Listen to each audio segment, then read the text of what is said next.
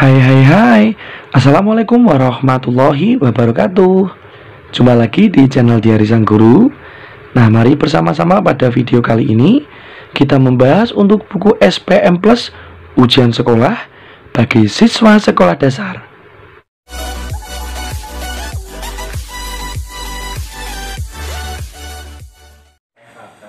Jumpa lagi di Perdana Channel. Namun sebelumnya jangan lupa subscribe dan klik lonceng notifikasinya. Terima kasih.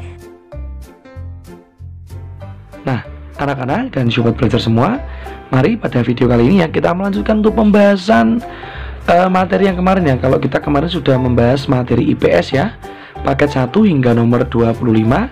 Nah, maka di video kali ini Pak Guru ingin melanjutkan hingga nomor 40 ya.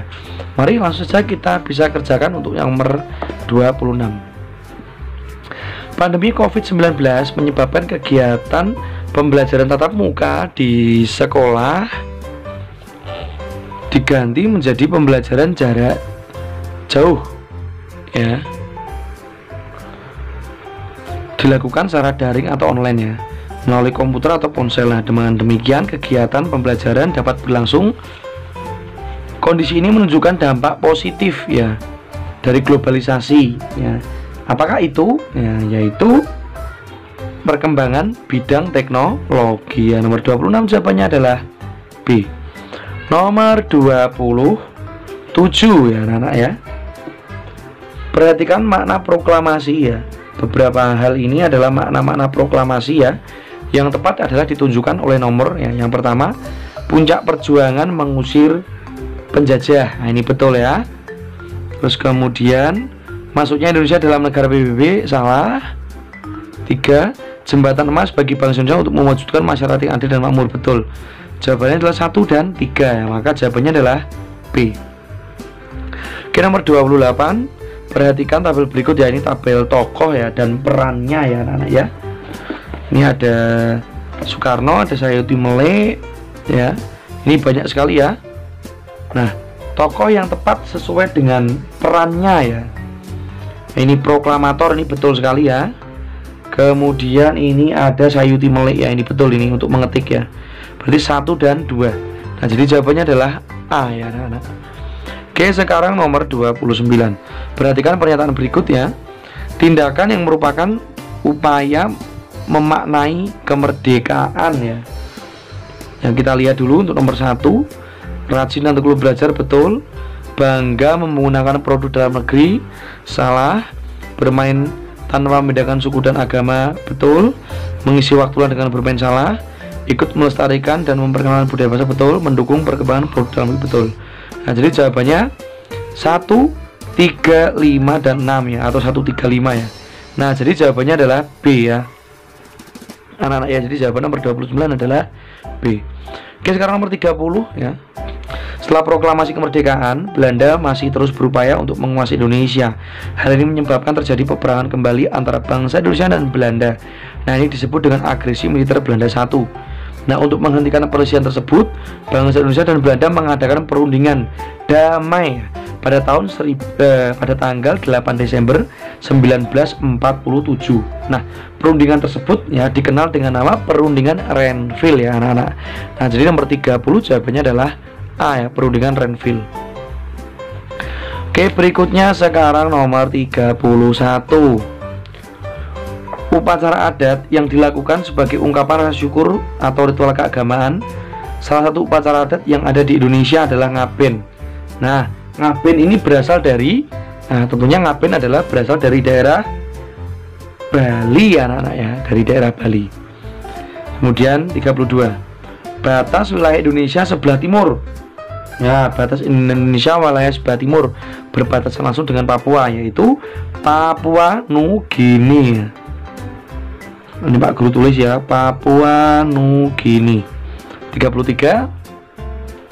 Pada masa penjajahan, Belanda memaksa rakyat Indonesia untuk menanam tanaman yang laku di pasar dunia seperti kopi, teh, dan tembakau. Nah, bentuk penjajahan ini ya disebut dengan, ya ini zaman dahulu ya, ini namanya adalah sistem tanam paksa anak-anak ya. Sistem tanam paksa atau dikenal dengan nama kultur stelsel ya anak-anak ya ini, atau dikenal dengan sebutan tanam paksa. Oke, sekarang 34 bangunan yang dapat ditemukan ya. Nah, ini bangunan ini ya anak-anak ya. Ini kayak pagoda ya. Ini tentunya sangat terkenal sekali, yaitu di negara Thailand.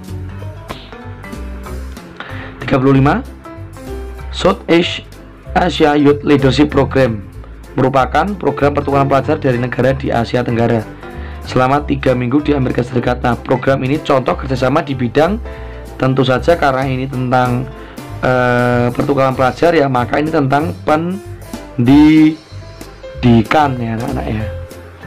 Oke, lanjut nomor 36. Agama Hindu masuk ke Indonesia sekitar abad ke-4 Masehi.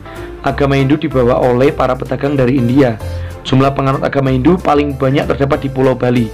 Nah, apa saja pengaruh kerajaan bercorak Hindu bagi pariwisata di Bali saat ini?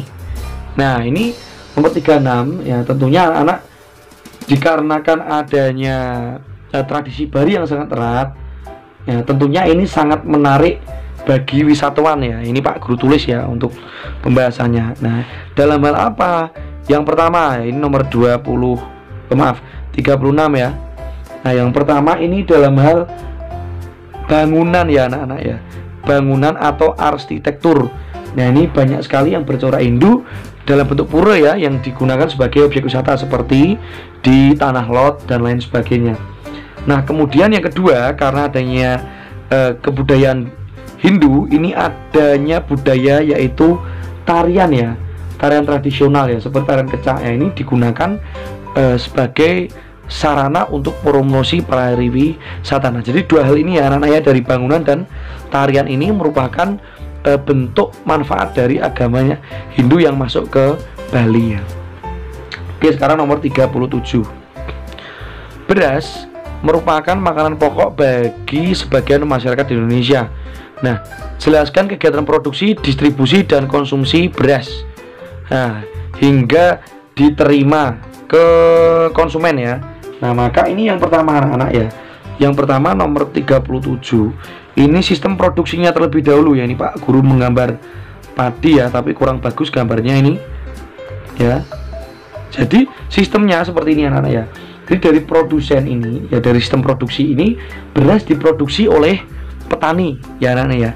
Nah, kemudian beras ini disalurkan ya menggunakan kendaraan seperti truk, mobil ataupun sejenisnya ya. Ini yang namanya distribusi ya, atau mengirimkan hasil padi tersebut ke warung, ke pasar, ke agen, ke tempat sembako dan pedagang-pedagang yang lain.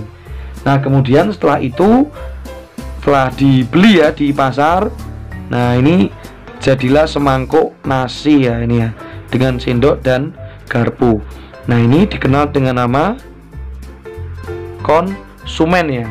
Nah, ini jadi masyarakat membeli beras ya, yang tadi sudah dijual di pasar hasil kiriman dari proses distribusi. Nah, ini ya untuk penjelasannya, proses produksi, distribusi, dan konsumsi.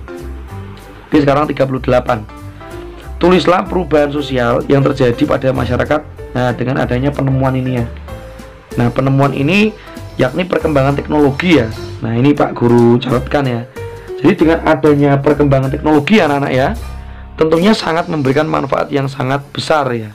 Tentunya perubahannya adalah setiap orang akan selalu online ya, selalu online setiap saat di mana saja ya. Jadi memanfaatkan perangkat internet ya di mana saja. Nah, kemudian manfaat berikutnya ini dapat globalisasi atau melihat tayangan luar. Jadi kita dengan memanfaatkan teknologi itu bisa memanfaatkan dunia digital anak-anak ya, yaitu dampak globalisasi. Dengan cara apa? Dengan cara kita dapat mengakses banyak informasi dari luar dari negara kita ya. Kita juga bisa melihat sepak bola, bisa melihat film Korea dan lain sebagainya. Itu merupakan dampak dari adanya perkembangan teknologi ya. Nomor 38. Sekarang nomor 39. ASEAN merupakan organisasi yang berdiri pada tahun 1967 ya. Indonesia menjadi salah satu negara pendiri ASEAN bersama Singapura, Malaysia, Filipina, dan Thailand. Nah, selain menjadi negara pendiri, Indonesia juga berperan aktif dalam bidang kerjasama yang dilakukan.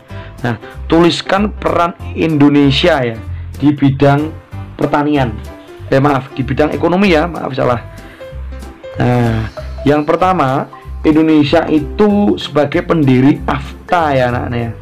AFTA itu Association atau ASEAN Free Trade Area. Jadi ini area bebas pajak ya. Atau pelopor pendirinya ini AFTA. Yang kedua, Indonesia merupakan negara penggagas adanya MEA ya anak-anak ya. Nah, ini masyarakat ekonomi ASEAN ya. Kemudian yang ketiga, Indonesia ikut menjaga pangan ya. Nah, ini dengan Indonesia menjaga lumbung padi. Buktinya apa? Dengan Indonesia memperbanyak produksi padi yang ada di tanah air. Nah, ini ya bentuk 3 peran Indonesia di bidang ASEAN, tentunya dalam bidang ekonomi ya. Oke, kemudian nomor 40. Kemerdekaan Indonesia diraih dengan perjuangan bangsa Indonesia yang bersatu ya. Seluruh masyarakat di berbagai daerah berjuang bersama-sama untuk meraih kemerdekaan tanpa membeda-bedakan suku, agama, pekerjaan, dan tingkat pendidikan. Nah, saat ini bangsa Indonesia sudah merdeka, namun kita harus tetap menjaga persatuan dan kesatuan bangsa. Nah, tuliskan 3 contoh kegiatan gotong royong untuk menjaga persatuan dan kesatuan. Nah, ini sangat mudah sekali ya. Yang pertama, ini dapat bekerja sama membangun gapuro ya untuk memperingati kemerdekaan atau 17-an. Yang kedua, bergotong royong membersihkan selokan atau sampah atau kerja bakti. Nah, yang ketiga, bergotong royong memperbaiki sarana umum apabila rusak seperti jembatan, jalan raya, pos, dan lain sebagainya. Nah, itu ya anak-anak untuk jawaban nomor 40, bentuk-bentuk gotong royong. Nah, demikian anak-anak ya untuk pembahasan IPS ya untuk paket 1 ya sudah selesai hingga nomor 40. Nah, pada video selanjutnya Pak Guru ingin membahas IPS yang paket 2 ya. Nah, demikian dari Pak Guru, terima kasih. Mohon maaf jika ada kesalahan ya anak-anak ya. Sampai jumpa untuk pembahasan yang berikutnya. Pak Guru akhiri. Wassalamualaikum warahmatullahi wabarakatuh.